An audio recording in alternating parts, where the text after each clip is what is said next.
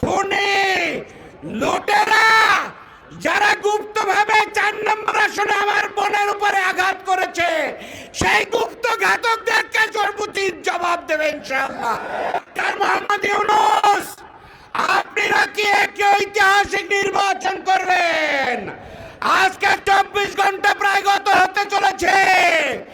কি পদক্ষেপ নেওয়া হয়েছে জাতি জানতে চায়।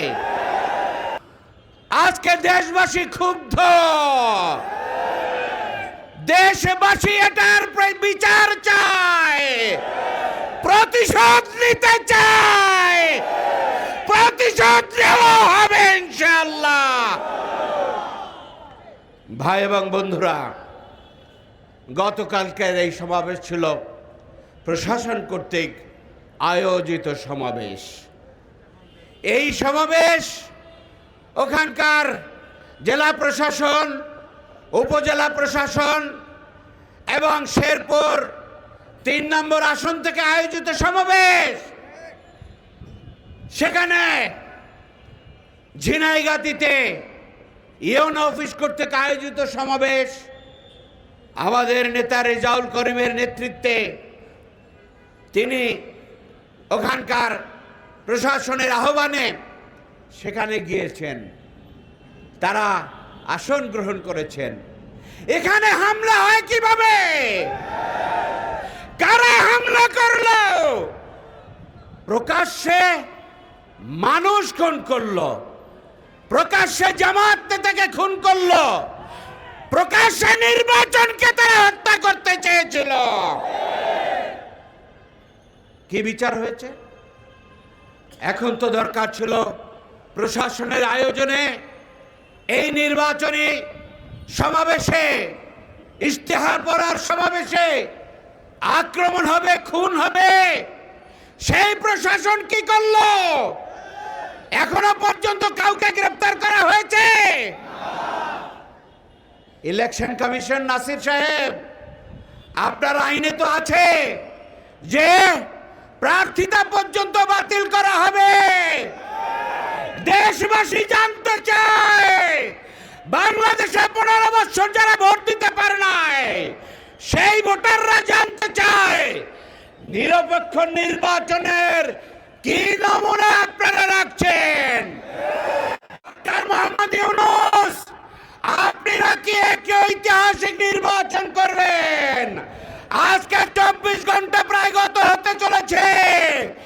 কি পদক্ষেপ নেওয়া হয়েছে জাতি জানতে চায়। এর জবাব যদি না পায় দেশবাসী, তারা এর জবাব আদায় করে নেবে। শেখ হাসিনার কাছ থেকে জবাব আদায় করে নেওয়া হয়েছে। যারা শেখ হাসিনার ভাষায় কথা বলতে চায়, যারা যারা খুনের অস্ত্র নিয়ে আসতে চায়, তাদেরকে শেখ হাসিনার দিকে ফিরে তাকাতে হবে। বাংলাদেশের জনগণ, ঐক্যবদ্ধ বাংলাদেশ আজকে বলতে চাই, তারা শেখ হাসিনাকে ভয় করে নাই। গুলি, বোমা, আয়নাঘর, খুন, জখম, গুম, এগুলোকে ভয় পায় নাই। ১২ তারিখের নির্বাচনকে যারা ভয় পেয়েছে, তারাই এখন খুন করে জনগণকে ভয় পাইয়ে দিতে চায়। আমি জনগণকে জিজ্ঞেস করতে চাই, আমার ভাইরা, আমরা কি ভয় পেয়ে গেছি? আমরা কি প্রতিশোধ নেব? সেই প্রতিশোধ হবে ১২ তারিখে। প্রতিশোধ নিয়ে চাঁদাবাজ, সন্ত্রাসী, খুনি, লুটেরা, যারা গুপ্তভাবে ৪ নম্বর আসনে আমার বোনের উপরে আঘাত করেছে, সেই গুপ্ত ঘাতকদেরকে সর্বোচ্চ জবাব দেবে ইনশাআল্লাহ। আমরা প্রতিশোধ এইভাবে নেব ইনশাআল্লাহ।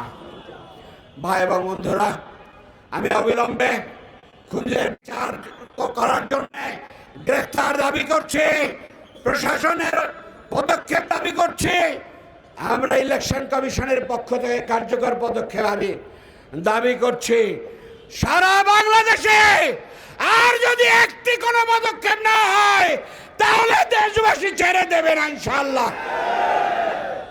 আসুন আমরা ঐক্যবদ্ধভাবে সকল ধরনের ষড়যন্ত্র রুখে দিয়ে বাংলাদেশকে, ঐক্যবদ্ধ বাংলাদেশকে আগামী দিনের কল্যাণের বাংলাদেশ হিসেবে আমরা গড়ে তুলব ইনশাআল্লাহ।